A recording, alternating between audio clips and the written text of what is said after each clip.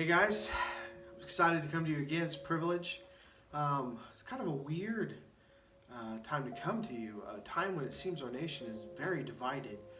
We saw, it's horrific. Uh, George Floyd, just the horrific nature of what happened to him there, and knowing that we have sisters of different colors and different races, and brothers of different colors and different races as a part of our youth group, I am embarrassed that that would ever happen on American soil. And I, as a Christian, value life in all of its forms. And so I deeply stand against what happened. And so I just want to say to you, if you're deeply affected by this, if you're hurting, if you need someone to talk to, go ahead and give me a call. My number is on the bottom of the screen, and I'll be very able to talk to you about what's been going on or what's going on in your heart.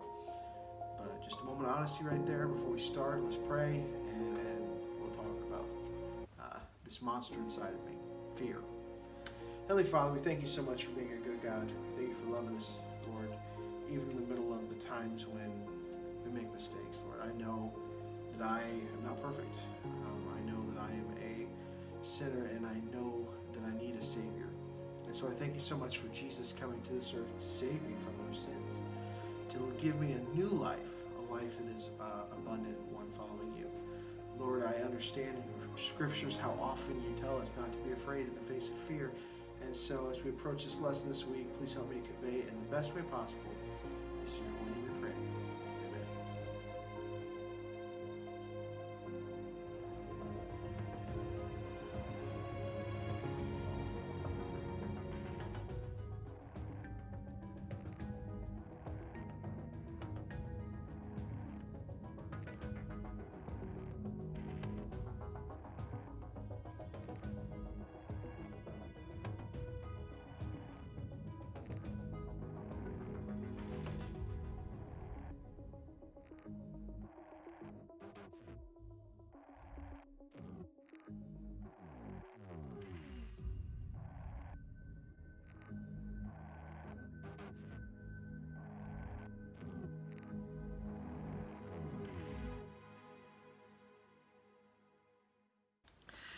So, what are you guys afraid of?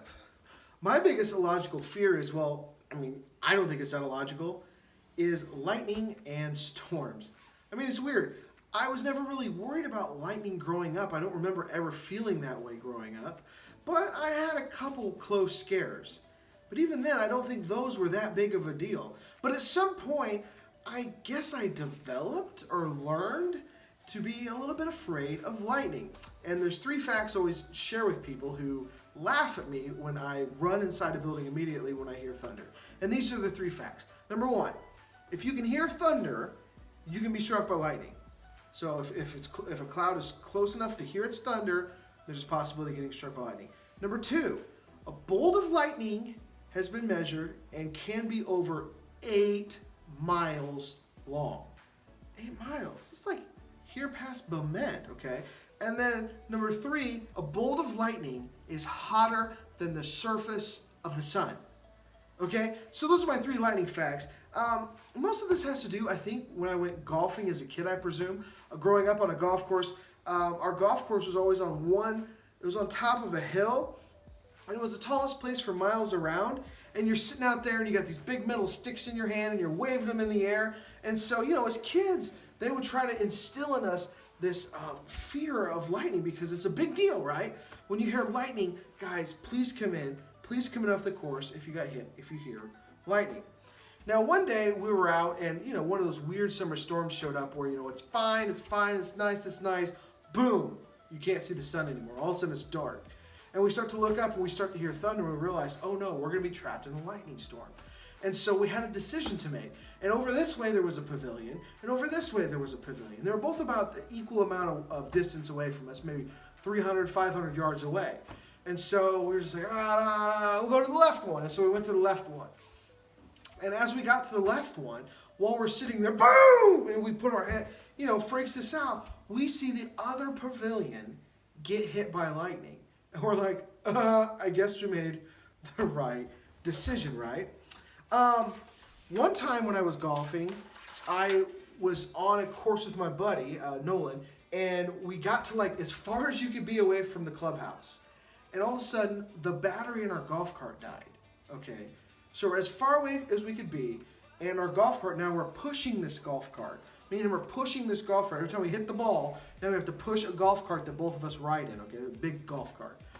All of a sudden, another one of those storms blow in, and we're pushing this golf cart, and all of a sudden I hear, boom! And right here, everything I could see on my left side was completely lit up as lightning hit the trees, I don't know, 100 yards from us. It was crazy.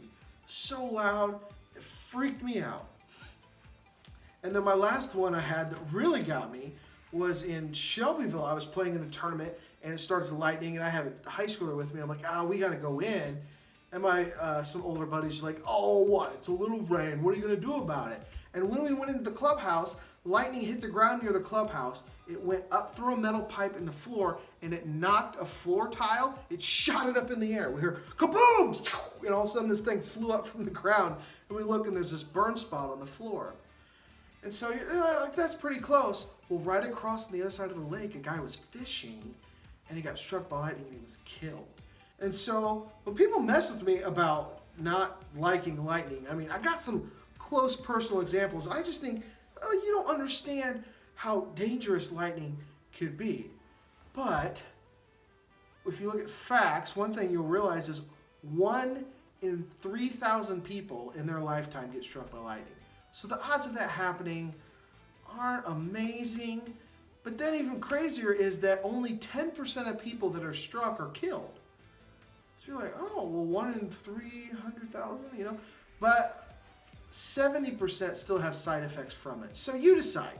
When you hear thunder, do you run inside a building like a normal human being where, let me remind you, you're completely safe.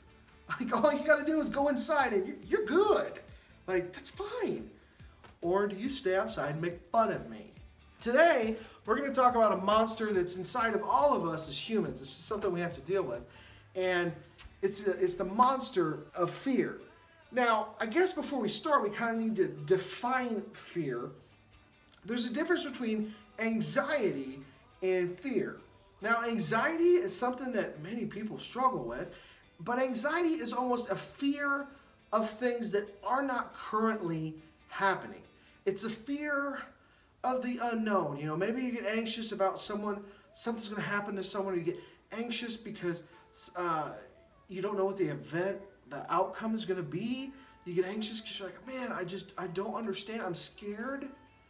And fear is different from anxiety because fear is a response to what is actually happening at the moment. Okay, so anxiety is perceived danger and fear is real danger, okay? One of my buddy's dads was struck by lightning multiple times, okay? So when he's anxious when he hears a storm, it has a root in real fear, okay? He's been hit by lightning, he doesn't want to get hit by lightning again. Now, we all probably have something like that we could say we're afraid of, that others might find it silly. But some of us in here, we know a deeper fear, a fear that's not silly in the least. Maybe it's like this one. I was at the pool last summer, and my daughter Elena, she always has used these water wings, this like suit when she goes into the deep end. And she was going down the slide, but instead of getting out immediately, one time she decided to swim back across the pool. And so I noticed, I was waiting for her in line, all of a sudden I didn't see her in line. And my wife was up in line with my son, and I'm like, where's Elena? And she goes, I don't know. And in that moment, I had so much fear, and I looked, and I finally noticed her going, trying to stay above water, and I ran to her, grabbed her, and held her up, and I was like, what are you doing? You know? But it was a real fear. It was a fear reacting to something that was happening in the moment. Some of us know the fear of hearing our parents say they're getting divorced. Or maybe the fear of you hear when you hear you're moving, or a loved one gets a bad diagnosis. There are things we're scared of, and then there's a fear that's like in the pit of our stomach. It makes our heart race, our mind stutter. It hurts. It hurts.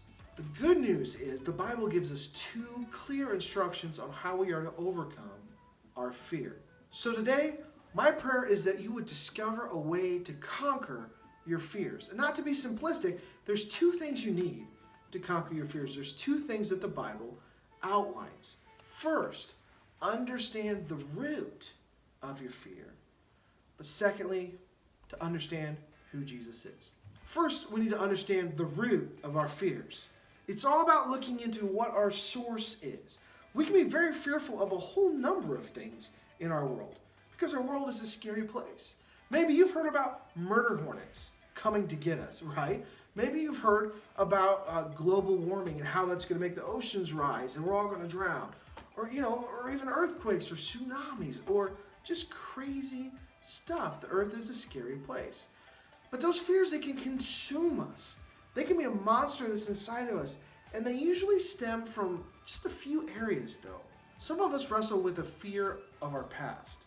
We let our past mistakes or our past wounds hold us back, keep us from moving forward or taking risks. Some of us have fears that are founded on failure. What if things go wrong?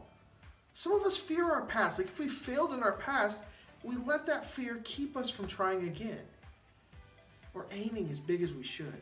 We just get content with less and fear becomes a giant monster. Some of us, we let the fear of others rule over us. So what if I do this? What if I take this risk?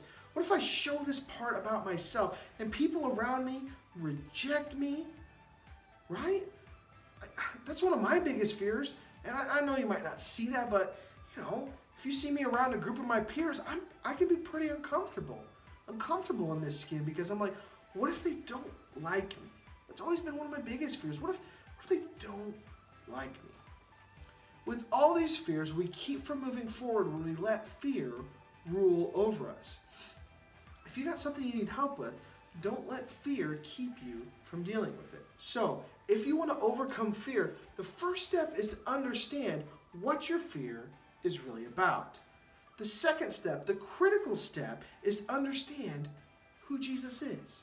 Now, if you've read the Bible before, you'll notice that almost every time an angel shows up in the Bible, he says what words, right?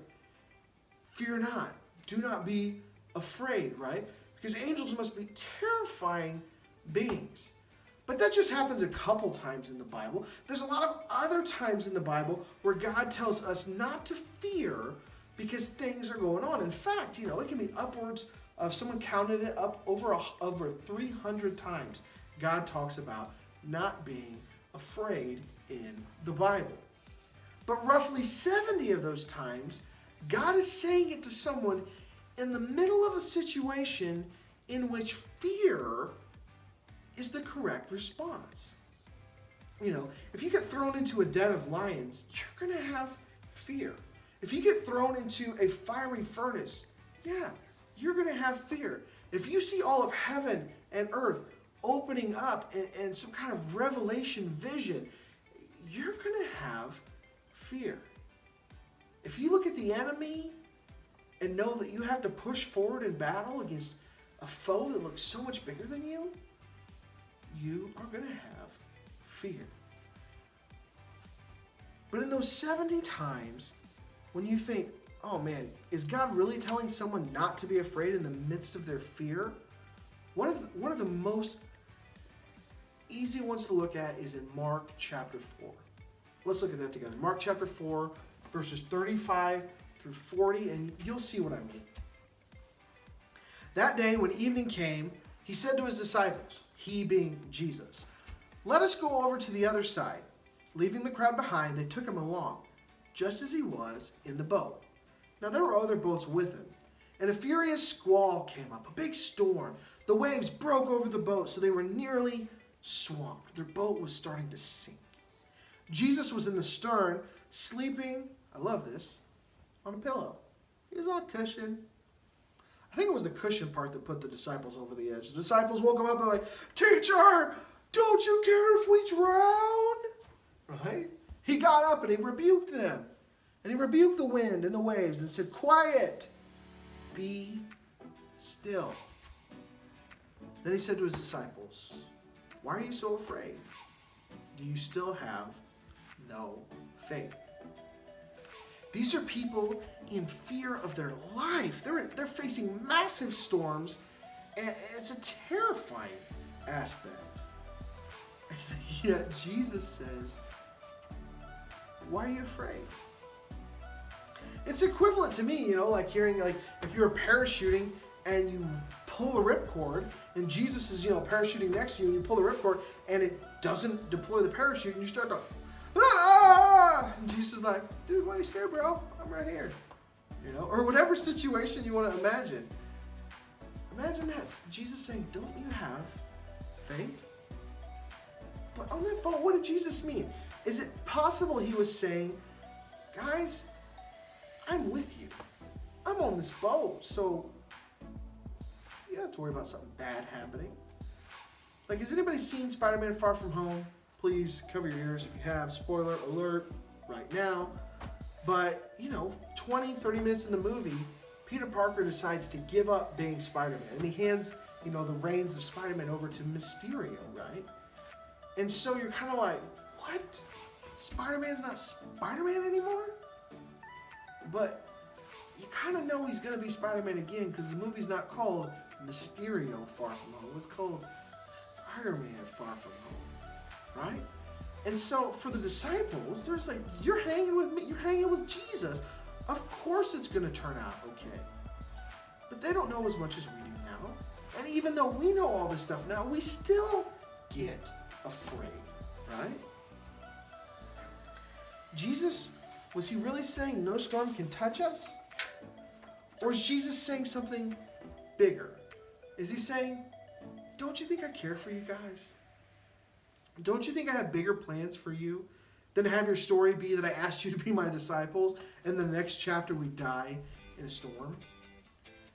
Now, there may be times when we, for whatever reason, end up dying. We're humans. The debt that all of us pay is death. But with Jesus on our side, we don't have to fear. See, when we understand the basis for our fears, and we understand who Jesus is, our fears don't stand a chance. And it doesn't mean you're foolish. It doesn't mean that you just walk out every time there's a lightning storm and hold up a big metal rod and say, Jesus is going to protect me, right? You may get hit by lightning and die, but Jesus will ultimately protect you. He will save you from something far worse than death. Fear of our past. Jesus died on the cross knowing full well about our past. You ever thought about that? Jesus died on the cross, and he didn't just know about our past, though. He knew about our future. Like right now, like I can look back at my past and be like, I'm ashamed of stuff I did, a week ago, or I'm ashamed of stuff I did a month ago, or I'm ashamed of stuff I did a year ago. But Jesus already knows the stuff I'm going to do tomorrow, and next week, and the next month, the next year. Like, I hate saying sorry. When I mess up and I have to tell my wife I'm sorry, it's like the worst. Because I know inside how wrong I am. How I've let this sinful life mess me up, right? I just had to run my mouth or just had to get that comment in. And it destroys and it hurts. Fear of failure? Jesus will use a different benchmark of success for you than the world does. And he has called us to follow his will. So if you think you're, not doing great in this life, guess what? Jesus doesn't measure you like man measures you. Do you have a fear of others? Jesus accepts us no matter what. There's no prerequisite. There's no prerequisite to being a Christian. You don't have to be tall. I'm glad of that. You don't have to be handsome. I'm glad of that. You don't have to be blonde. I'm very glad of that. Right? Or else I wouldn't be able to be saved. There's no prerequisites to being saved. It's open to anyone. Fear of isolation? The Bible says Jesus is always with you. He'll never forsake you. So that's why I have to say a true understanding of Jesus helps us to conquer our fears. We've talked about anxiety, and anxiety can be a thing. Maybe that's something you need to give the Lord control over, is your anxiety. Say, okay, I have to understand I can't control everything. That if something bad is going to happen, it's going to happen. And some of us, maybe you're more genetically prone to anxiety. And if that's you, I'm sorry, I'll be praying for you. But you have to know that giving it to Jesus is not something that you'll regret. The true understanding of who Jesus is conquers our fear. We start to fear others less. When we start to fear our past less, our failures less, or isolation, but also the big one, death. When we have Jesus, death no longer becomes something to be afraid of. When every night, there's kind of a routine in my house that's developed that my kids, when I say it's bedtime, they like to close their eyes really quick. And, maybe sometimes they're actually asleep, but other times I think they just close their eyes the minute I say it's bedtime, because they want me to pick them up and carry them from the couch or the floor, wherever, to their beds. It's just something they want from their dad. They want this loving, tender, caring to happen. Now, my daughter Elena, she's about this tall now. So for her, I don't, cradle her in my arms. She gets thrown over my shoulder like a sack of potatoes, but hey, she's still cool with it, so whatever. And I've heard it said this way that, when we die, it's like that. It's like God picking us up. We've only fallen asleep. Jesus has said that in the Bible. It's only asleep. And takes us and lays us down in our future kingdom with Him. He's already done everything. He's in total control, just as a dad moving his child from a living room to a bedroom. And so when it comes to death, the Bible says, why should we fear that? If God is for us, who can be against us? Death is lost, it's sting. Fear can be a vicious thing. It can consume us, it can destroy us, it can paralyze us, and it can keep us from moving forward. But Jesus gives us the promise, and this is the challenge, that the more we walk with Him, the less control that fear will have on us. Romans 8:37 tells us that we are more than conquerors in the face of fear through Him who loved us, Jesus Christ. I may get that, all this may not add up to you yet. There's things in my life that cause me to fear, but I'm learning to put them in God's hand and trust, like the disciples on the boat. That Jesus has this, that He cares for me. He's got a plan bigger for me than I can even imagine. Thanks for being with us, guys. Let's pray. Heavenly Father, thank you for sharing this encouragement today, Lord, because we're in a time of fear. We have a fear of police officers, Lord. We have a fear of personal safety. We have a fear of riots. And we have a fear, some of us, because of the color of our skin. And these things are not okay. These things are an issue, my Lord, my God. And so we pray to you that you will help us to seek peace, to overcome adversity, and to find that the solution to our fear is a complete trust in your Son, Jesus Christ. It's in your name we pray. Amen. Hey guys, I'm pretty excited to give a little bit of an update. I have started the conversations. I'm starting to have conversations with parents about students being able to meet in smaller groups. It looks like this weekend we might even get our high schoolers together to meet on Sunday nights. A high school group, is usually less than 15. Is easily broken into two groups of 10. No problem social distancing, and so that group I think is going to be able to meet this week. But I know that for some of you that are in junior high, you're probably anxious to meet too. And you know what? We're going to be working on, just trust and know that I'm working on a schedule, some events where we can be together, we can be outside, we can be social, but we can still be responsible and safe amid this crazy time. I love you guys. I miss you. We'll see you soon.